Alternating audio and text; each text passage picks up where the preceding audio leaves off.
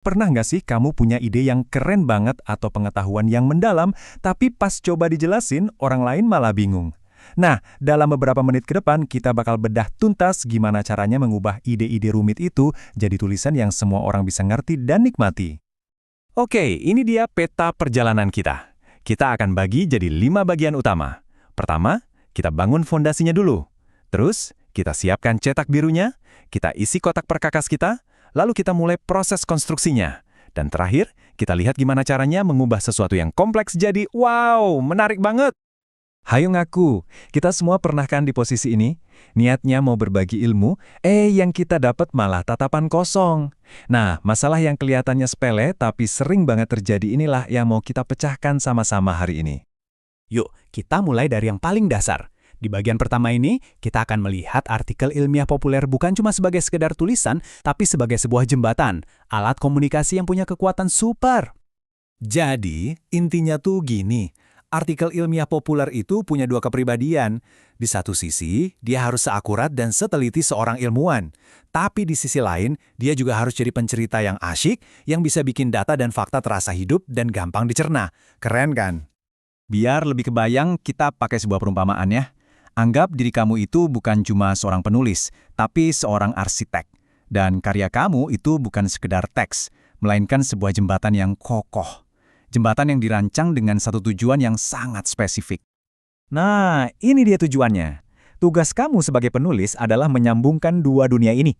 Kamu ambil tuh riset yang rumit, data yang jelimet, dan istilah-istilah teknis. Lalu kamu bangun jembatan kejelasan, supaya ya siapa aja bisa nyeberang dan ikut paham. Oke, sebelum kita mulai membangun jembatan itu, kita tentu butuh cetak birunya kan? Di bagian kedua ini, kita akan intip 5 prinsip desain atau karakteristik yang bikin sebuah artikel ilmiah populer itu berhasil dan disukai banyak orang. Ini bukan cuma daftar biasa loh, anggap aja ini adalah pilar-pilar yang menopang jembatan kamu. Tanpa bahasa yang jelas, jembatannya jadi susah dilewati. Tanpa data yang akurat, fondasinya goyang. Dan tanpa temuan yang menarik, buat apa orang mau nyebrang kan? Semua elemen ini bekerja sama buat membangun rasa percaya dan penasaran pembaca. Sip, cetak birunya udah di tangan. Sekarang waktunya kita mengisi kotak perkakas kita.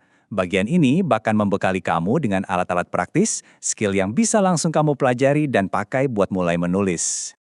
Alat pertama dan yang paling fundamental adalah kemampuan membedakan fakta dan opini. Fakta itu tiang panjang jembatan kamu. Harus kokoh, bisa dicek, dan objektif. Kalau opini, boleh, bisa jadi hiasan yang bikin jembatan kelihatan cantik, tapi harus jelas ditandai sebagai pandangan pribadi, biar kredibilitas tulisan kamu nggak runtuh. Terus, dari mana kita bisa dapetin fakta-fakta yang solid ini? Ya, kita harus berburu, bisa dengan menggali jurnal ilmiah, ngobrol langsung sama ahlinya, atau pakai data dari lembaga terpercaya. Kuncinya, jangan cuma dari satu sumber. Makin beragam sumber kuat yang kamu gabungkan, argumen kamu bakal makin kokoh dan kaya. Data akurat itu penting, tapi data aja nggak cukup. Alat-alat inilah yang bikin tulisan kamu bernyawa. Misalnya, analogi bisa mengubah konsep abstrak jadi sesuatu yang kita bisa bayangin. Perbandingan bisa menyoroti kontras yang bikin kita ngeh. Ini bukan cuma hiasan, ini alat supaya pembaca bisa merasakan apa yang kamu jelaskan. Nah, sekarang kita masuk ke bagian intinya. Dengan cetak biru dan perkakas di tangan, yuk kita lihat proses konstruksi yang sesungguhnya. Kita akan urai satu persatu jadi langkah-langkah yang jelas dan gampang banget buat diikuti. Ini dia resepnya, langkah demi langkah. Anggap aja kayak alur kerja yang logis. Kita nggak bisa kan pasang atap sebelum fondasinya jadi? Sama, kita nggak bisa nulis kesimpulan tanpa argumen yang kuat. Mulai dari pancingannya, yaitu judul dan intro, bangun kerangka yang kokoh, isi dengan bukti, dan tutup dengan kesimpulan yang bakal nempel terus di kepala pembaca.